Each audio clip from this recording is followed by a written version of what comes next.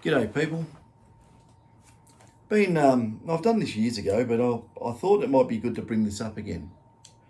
How to make a high-powered pinpointer, not one of these little flea-powered things that go off on mineralization, but something high-powered. These were brought out many years ago, around the time when Minelab brought out the SD2000. I think Caltech made them up.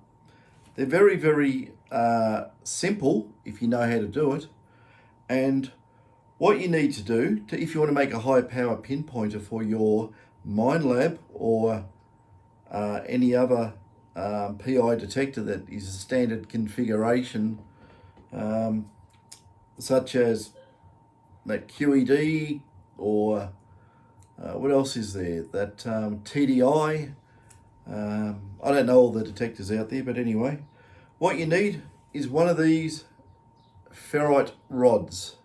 Okay, now these I know for a fact are made in Russia, so you might not be able to get them readily.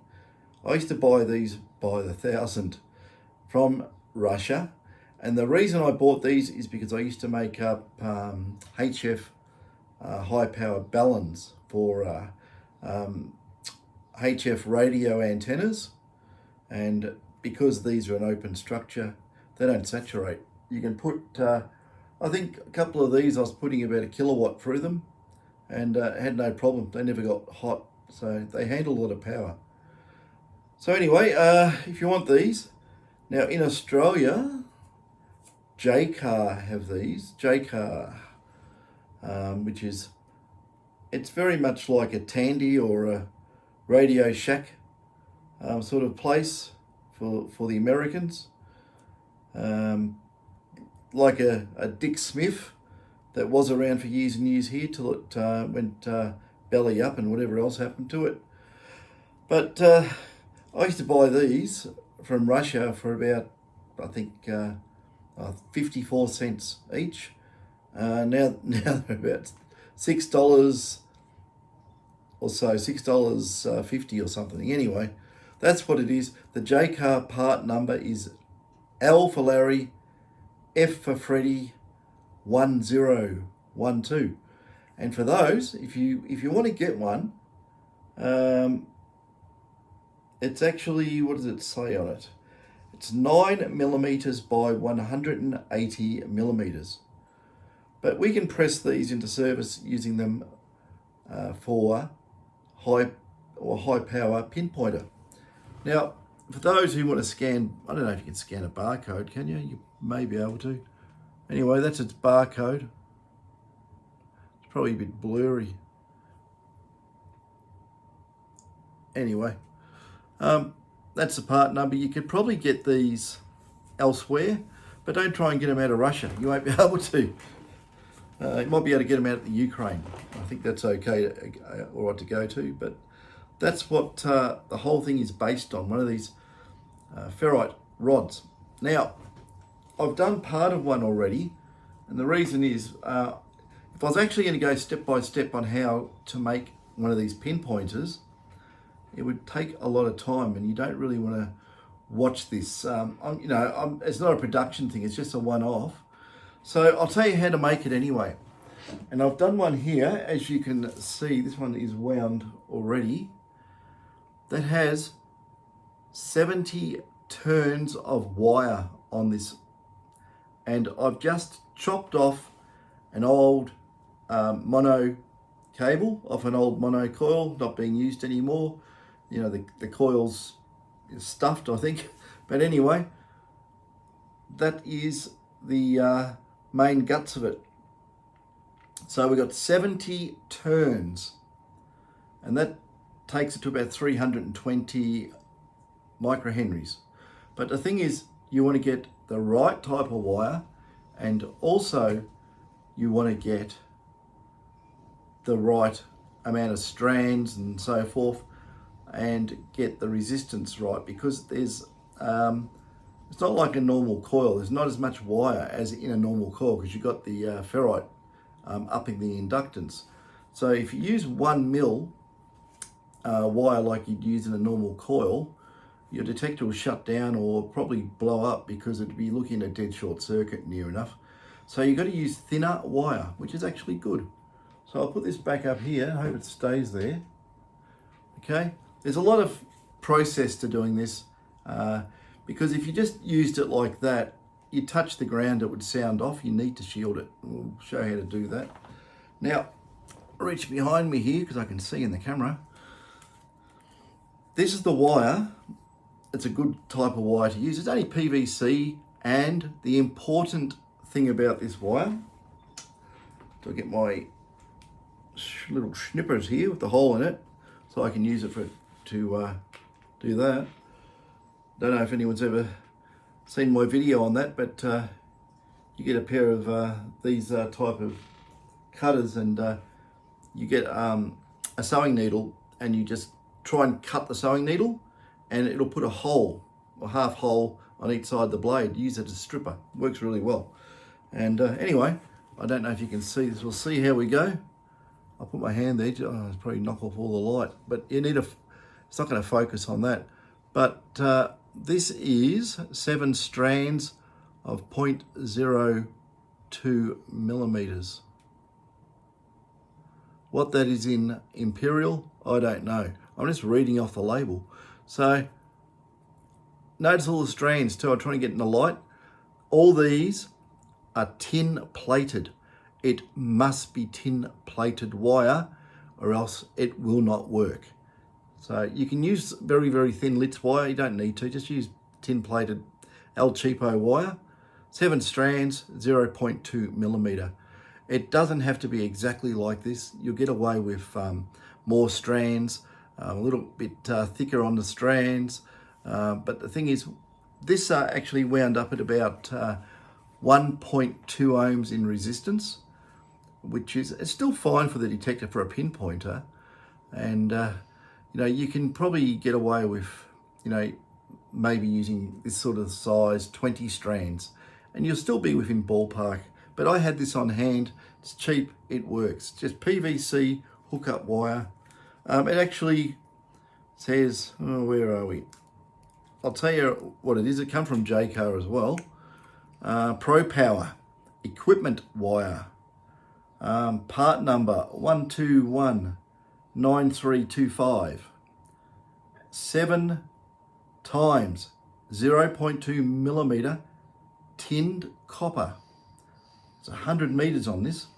Country of origin is China, and date code's got there something it was made in 2021. Big deal. So yeah, just that thin hookup wire. It's nothing fantastic. So how good is the basic structure of a pinpointer? Well, I'm going to do the shielding. I'm going to have to make up shielding. I'll show you how to make really good shielding, and it's not going to interfere with anything. And we'll just fire this up. What I'll do, I've got to, because I've used this back camera, I can't change it because it'll cut the video.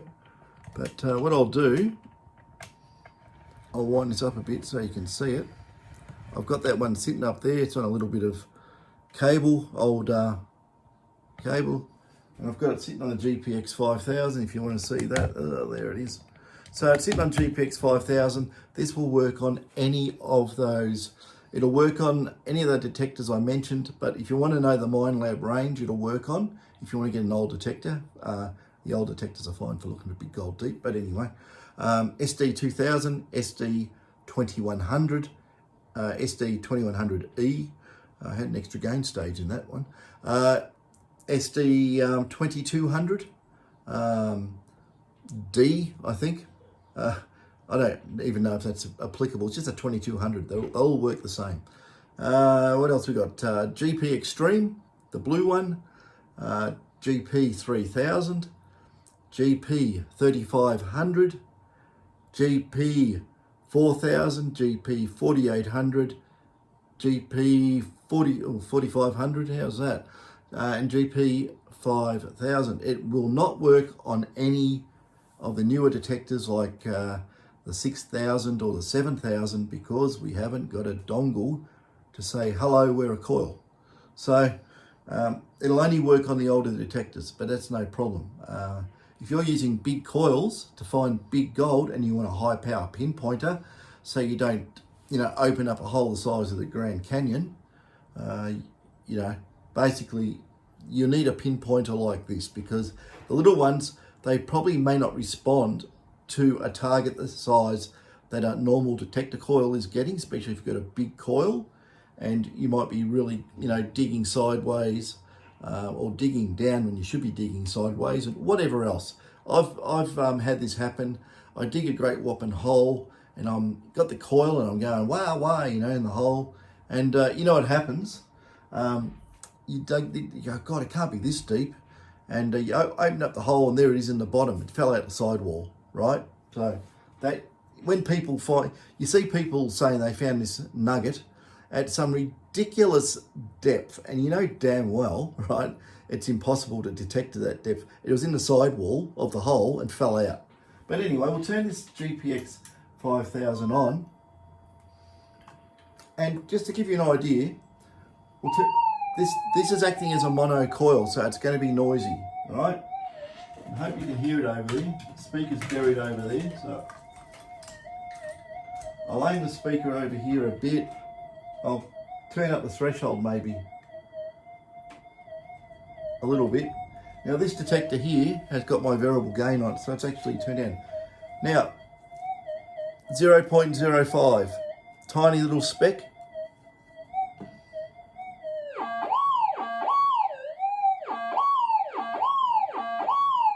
Okay, that's in normal mode too, by the way, people. Now, why I say this has to be shielded, if I put my hand on it, right? Okay, so we need to shield it. But I'll do that. I'm going to do this in maybe part 1, part 2, part 3. So this is part 1, okay, of how to make a pinpointer. So how is it on bigger stuff? Now, if we got a, that there is a 0.1. Because I've got the camera into the light, you probably can't see that. I don't know if you can, I'll have to turn this around more. Like,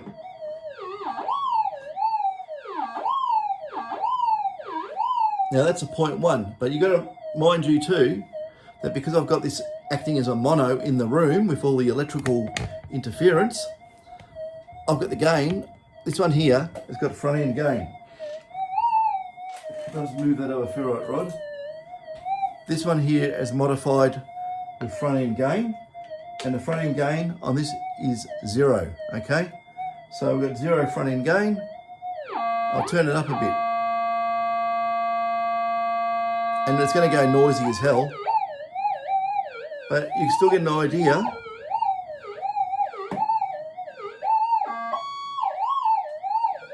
Now, I'll try and put this so it's hanging over the edge. I'm trying to, hang on. I'll turn the detector off because, remember, the flyback voltage is still 200 volts out of here. If you touch it, you're going to get belted, so be careful. Okay, and because this lead is fairly thick, I'm going to spin it around this. Oh, is that a good idea? Well, it's over the edge, but now it's looking at you, so you won't be able to tell. Hang on, I'll do some manipulation here. The wire is a lot more strength than what this ferrite has in weight. What about if I put it, that doesn't work either. Hang on a second, I'm going to do something, need something heavy that's non-conductive. Okay.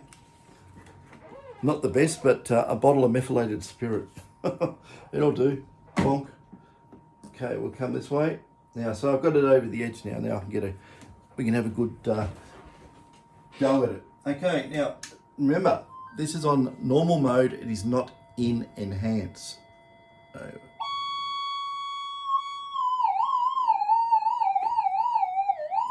Like I say, a lot of interference.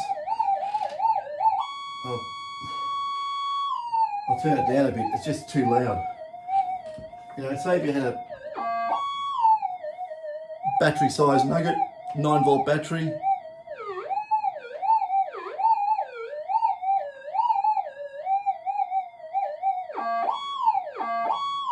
If we didn't have all that noise, it'd be a lot further out. But, yeah.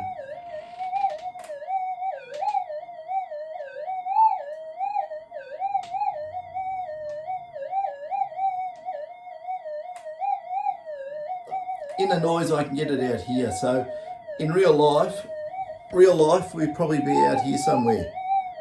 Okay? So that's with that size target. That's why you might have a hard time when you dig a hole. I'll turn that off. When you dig a hole, you might have a very, very hard time. You know, you get a hole that's out here and you got a coil that's, you know, it depends what you're using. Maybe you're using a 20-inch coil, you know, and you're trying to get it in the hole. You're not going to do it. You're going to, you know, the target will be on any part of the outside of the coil near the winding. So it could be a shallow target. It's confused you. It could be a deep target right in the middle. So you're picking up in the middle. You know, you probably might need to get your big coil and see if it picks up on both windings near the side of the hole here. You know, if you just picture a hole here, winding comes over here, next part of the detector coil, the winding hits there, and it goes whop, whop, you'll know that it's more of a shallow target. Also, you know, always do the, you know, north, south, east, west. So you do it each way. Just see if you get a double blip when you go over, like so, or like so. But the best way to do it is to use a high power pinpointer. I've seen many times guys use the low power ones, you know, things you stick in your pocket, you know, get a range of about that, and you're going down on a hand of faith, you're not going to hear it. It just will not go that far where a normal coil is going to pick it up. So it's also very good in discriminating against the old, well, I better give up on this, I think it's a ground noise. But that is one of the biggest mistakes you can ever make when you dig a big hole. If you've got a coil which is roughly the size of the hole, you're going to get a lot of interaction from the ground on that coil, and it could, you know, sound off and you're digging nothing, but there may be something there, and you'll be really frustrated if you haven't got, you know, a small coil like a 10-inch to put on and just quickly go over and just see if it is ground noise or not. But high power pinpointer, I mean, you've got to undo your coil, but you don't need to go take it off the stem or anything. All you do is turn your detector off, undo the coil, right? Stick this one on, do it up, and fire your detector up again. And just on the pinpointer, just quick ground balance. But if there's any sort of funny noises and that, you can then really go around the hole, you know, and listen.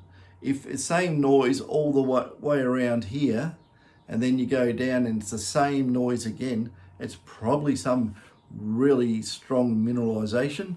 But if it's very light on the sides of the hole, and then you dip it downwards and it picks up, you know, a really large amount, you know damn well it's going to be probably a metallic target, unless there's layers of some sort of hot rock or very, very conductive clay at the bottom of the hole. But it will help. If you do have conductive clays, using the pinpointer and actually ground balancing the pinpointer in the bottom of the hole will tell you if it's a metallic target, you will not be able to ground balance that target out. It will not ground balance. If it is some sort of clays, it will ground balance.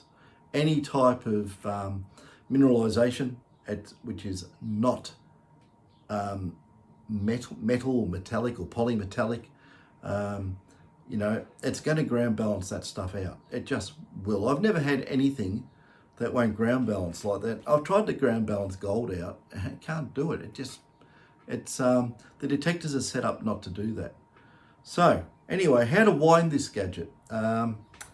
What I do, if I got my rod here, I've got my wire, okay? Now, don't start winding it like here and like so. Don't do that, because you'll end up with a bit of a mess. But what I do, and it actually helps a little bit by making the wire a little bit further away from the rod itself, not that it has to be, but it will help with capacitance issues, which I'm not really worried about. What I do, I get the rod, and these have a flat side or two flat sides on the rod. I don't know if you can actually see that, but if I hold it that way, it looks more narrow than that way by about 2 millimeters. Anyway, what we do, get your wire like so. Stick it there, a little bit hanging out, okay? I should really probably do this on the bench, but anyway, here it is. And on this wire, get hot melt glue gun and just stick the wire, tack it on to the ferrite rod, like that, all the way up. So you just go tack, tack, tack. And what I do too, just to make sure it's not too much a hump on every bit of hot melt glue, lick the finger and just push it along, flatten it out a bit. And so you just got the wire at wire height like that. Now, if it's like that, what I do, I wind this back on itself. So you start near the end. It's not critical. You could start down there. You can start up here. It doesn't make much difference. And what you do is, because this would normally be tacked down, I haven't tacked this one down, but I'm just going to show.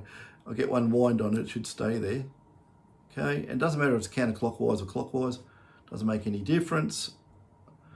Unless you are one of these people who observe the water going down the bath plug in the northern and southern hemisphere to be different. But anyway, it's not the case. So like so, and you can see that I am winding over that wire. Just wind over it. Because it's perpendicular to the winding, it will not interact. The coil, the inductance of the coil is not going to have any interaction with that piece of wire at all. Maybe, I don't know, 1/10 of 1% or something, nothing. So anyway, what you do, wind it down like so, and if you want, get the hot melt glue, right? And it's pretty easy to wind. It doesn't have to be perfect either. You can leave air gaps in it and so forth. It doesn't really matter. So something like that. And if you put a bit of hot melt glue on that, just lick the finger or dip it in water if you want to be hygienic, and just push the hot melt glue in there. The only reason I use the water is so I don't burn my finger and it won't stick to me, because it will. It sticks to your skin and burns.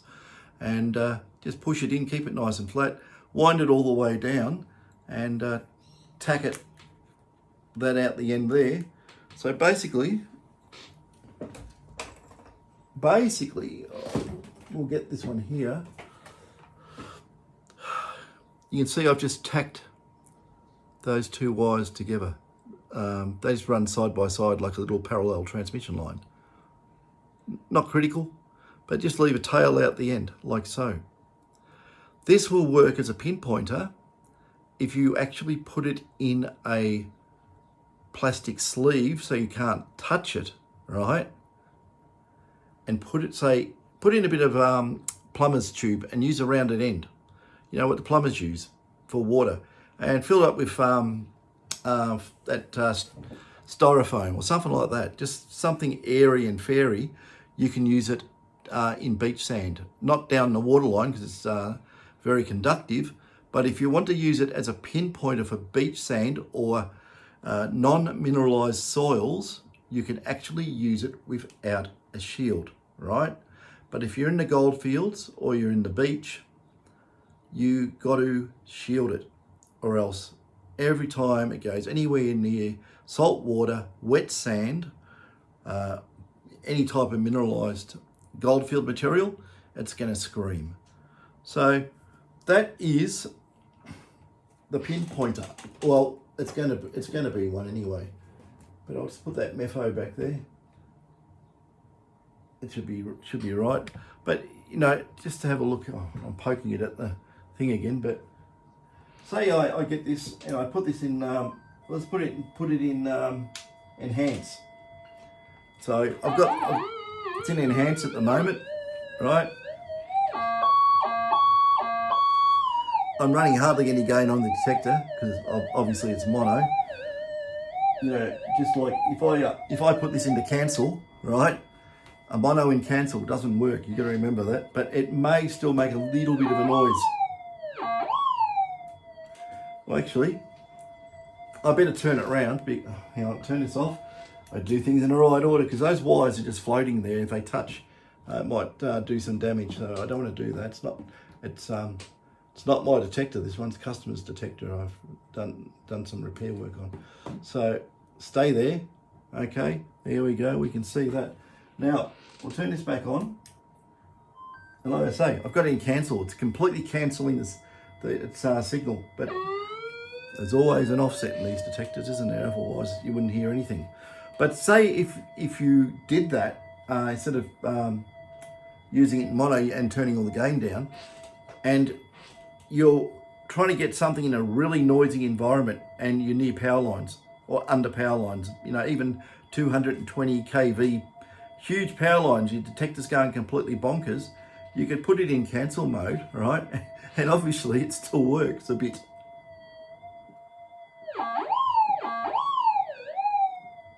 That's a 0.05. If we go to 0.1, you know, I wouldn't dig 0.05s. Some people do.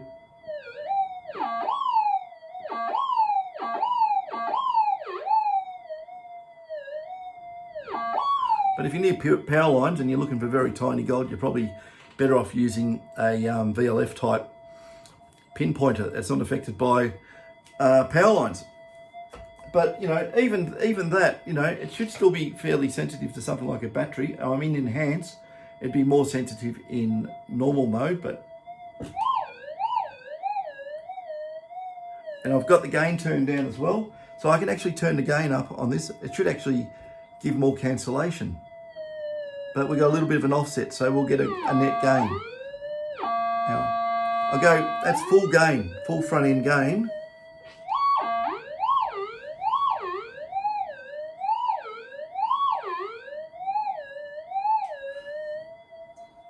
Put it back into normal mode from cancel.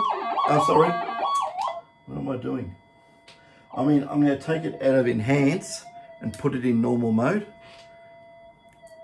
It's been one of those days.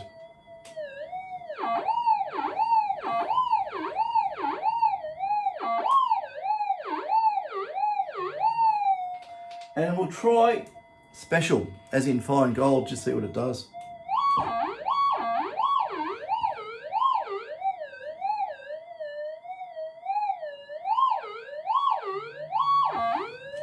So you could use it in cancel mode as a mono, just relying on a little bit of offset in the detector in its cancellation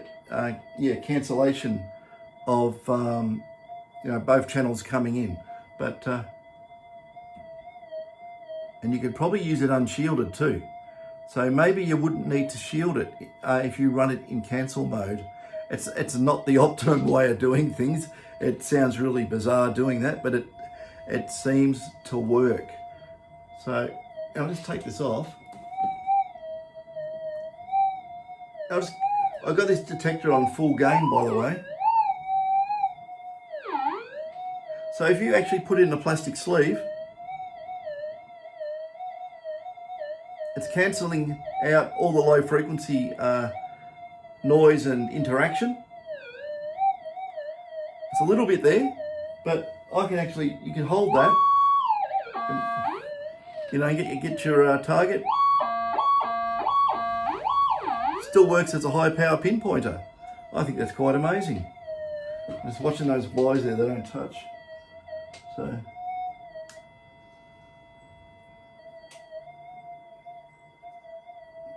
Okay. And I was going to put this back into, oh, it's in normal, okay. So it's in normal mode at the moment. And I've got my hands all over it. It's having very little interaction. Now, like I said, I've got the variable front end gain on this detector. And that's a gain of 0, right? So actually it's a gain of minus 10 decibels. So.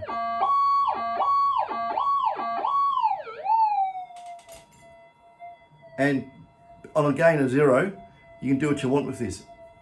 It doesn't care less. Look, you know, the detector's not sounding off.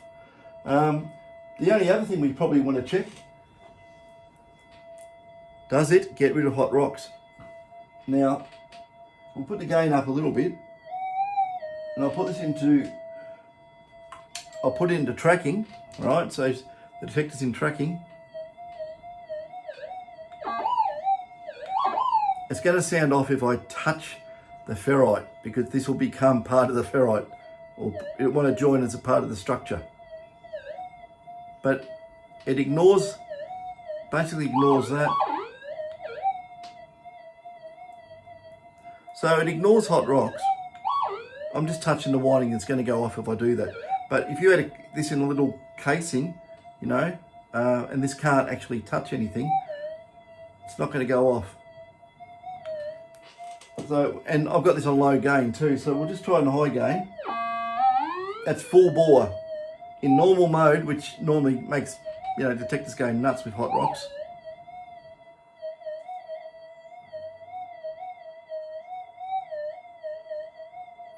Doesn't kill it.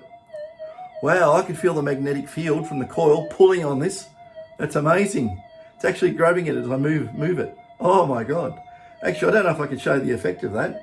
If I got this and balance it in my fingers lightly. Hang on.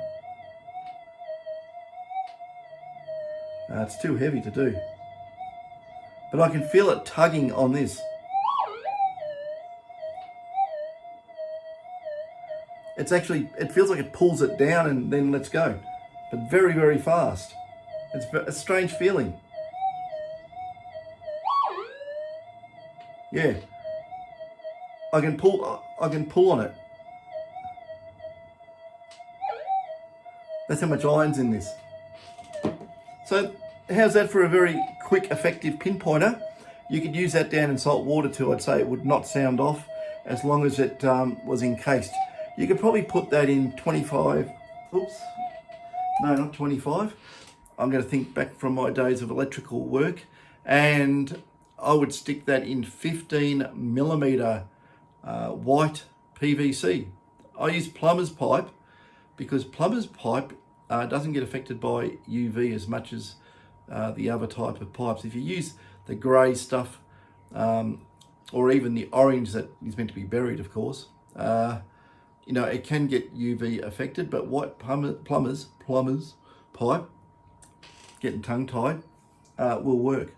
So anyway, if you want to use it for the goldfield, I've got to do some more work, and I'm going to knock one up and show you that you can do that, and we'll put it back in normal mode, and I'll stick my hands all over it and everything else, and I bet you it doesn't sound off. I'll stick it near anything. I don't know.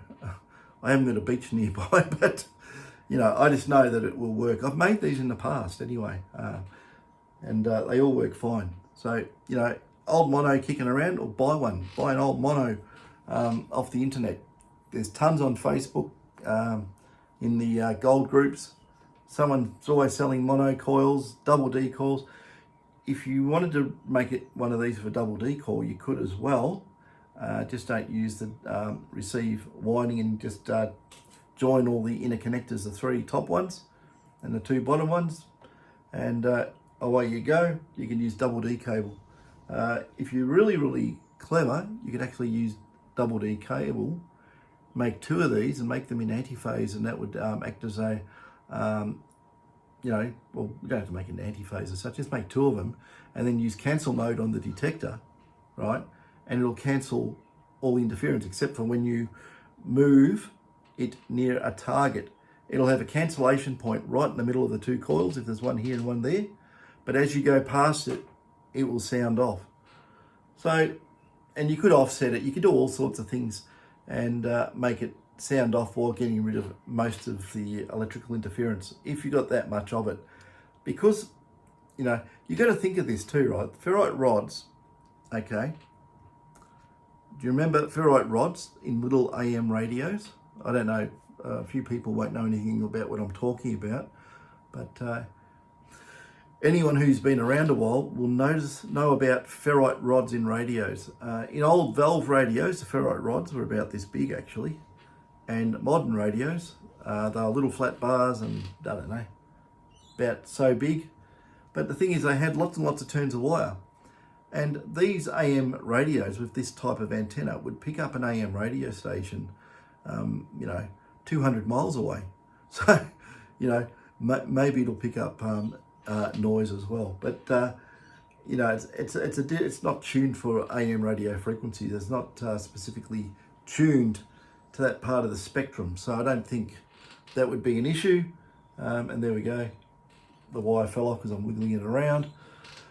So what I'll do, I'll work on the shielding, okay? And what I'll also, when I do the shielding, this is really secret sauce stuff, this, I'll show you how I make the shielding that you can just wrap it around and it'll have no effect on the coil's performance whatsoever.